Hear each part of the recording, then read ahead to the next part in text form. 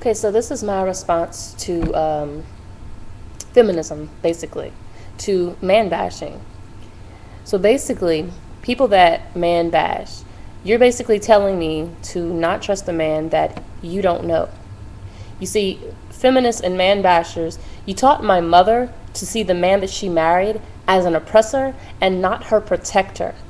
Your totally negative attitude, your total negative mentality is poison to her. So she saw her husband as an oppressor and not her protector as she was supposed to, and that's the way you wanted her to see him. You didn't want her to see him for the caring man that he was, and she bought into it. You paraded images of women in booty shorts and told me as a teenager that women have the right to dress like whores and not be treated like one. That a woman should be able to show any part of her body that she pleases and that a man shouldn't react to that. Let me ask you something, like, how are you going to say that that's acceptable, that a woman should be able to dress any way that she pleases? So basically you're saying she has the right to disrespect herself and to disrespect others by parading her body around that way, but no one is supposed to disrespect her in return? That doesn't make any sense. So basically what you're telling me is I should have no accountability for my own self-respect. I should have no accountability for my own behavior at all. Imagine a man walking down the street and he's got no shirt on. He's got the body of LL Cool J, that, that smile even, just that sex appeal. He's walking down the street in these really sexy, baggy jeans but no shirt, and he's dripping with sweat, dripping with this sex appeal. You mean to tell me, ladies, that you would not react to that?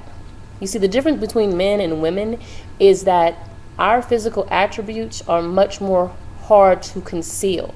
Okay, so with a man, it's easy for them to conceal their sexual parts. As long as they wear a shirt and some pants, they're good.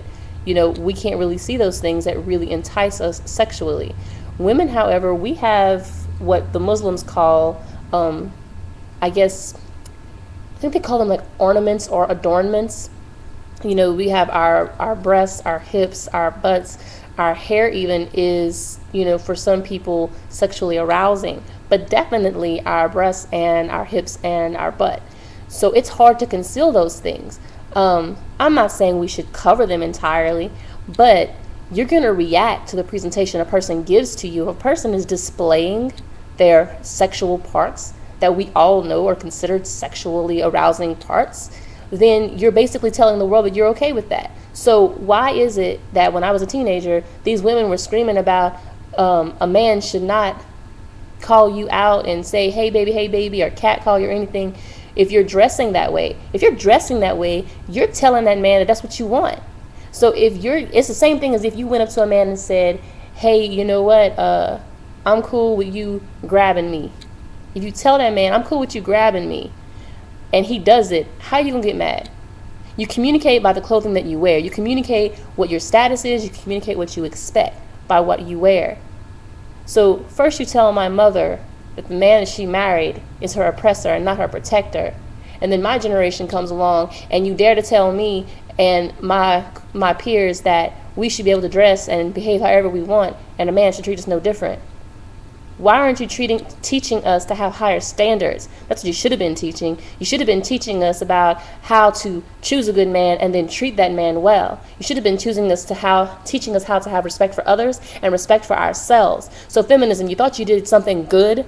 You man bashers, you thought you did something good? You thought you were uplifting women? You lowered us. So let me ask you a few questions. Why would a woman want to support a murderer? Think about that. Whenever these women are killing their children, why do we say, oh, it's just postpartum, or oh, they have this kind of depression, or this, that, or the other? Whenever you kill someone, when you take a life, you're a murderer. I don't care what you call your reason for it. You're emotionally distraught and you killed someone, you're still a murderer. Most murderers are emotionally distraught before they do it. So why, because you're a woman, I'm supposed to excuse that? Why would a woman ever want to excuse another woman's murder? Why would you want to allow her to kill her child and then say, oh, we'll get her treatment for depression because that's the reason why she did it? No, she needs to be locked up like all other murderers. Next question. Why would a woman want to support the destruction of a family? So whenever you see this system that is designed to destroy families, why do you support it? Why would a woman support legislation that allows for abuse of her husband? Because it's allowing her to be the abuser. You see, why would you allow legislation that allows for abuse of a husband? That whenever we have the VAWA Act, which protects women from domestic abuse but neglects the men who are victims of abuse, why are you in support of that? Why don't you see the inequity in that? If you're a woman of morality, you should be against these things. You should be against women getting away with murdering their children because of postpartum. You should be against these laws that destroy the family. You should be against these laws that treat women better than men. No one should be treated above anyone else. Next question. Why should we allow for unrestricted infanticide to be carried out? When we have abortion laws that do not restrict the number of abortions a woman can have, when there's not a national registry that details how many abortions a woman has had and she's allowed to continue to have more and more, why would you be okay with that? That's infanticide. That is millions and millions of children being murdered at the whim of the mother. She's not being forced to be accountable for her sexual behavior because she's told that at any point during the pregnancy, she can end that life. When you look at it like this, it's obvious, right? This is what feminism is supporting. This is what the man bashers are supporting. They're supporting the loss of moral standards, but they're selling it as protection of women's rights. Look past the name. It's not protecting women's rights. This is taking away moral standards. And if I were someone who said that I'm a women's rights activist or a men's rights activist, I'm going to support something that uplifts moral standards, something that really enriches, not depletes. So are you going to let them fool you, or will you stand up for what you deserve, for what we deserve? Are you going to stand up and demand a higher moral standard? Are you going to provide protection for our families and our children? Are you going to protect our men and give our men back the power to protect us? You see, we give the gift of our trust and support. That's what we need to give to these men. We don't need to be lowering our moral standards. We need to tell young ladies to hold themselves to a higher standard.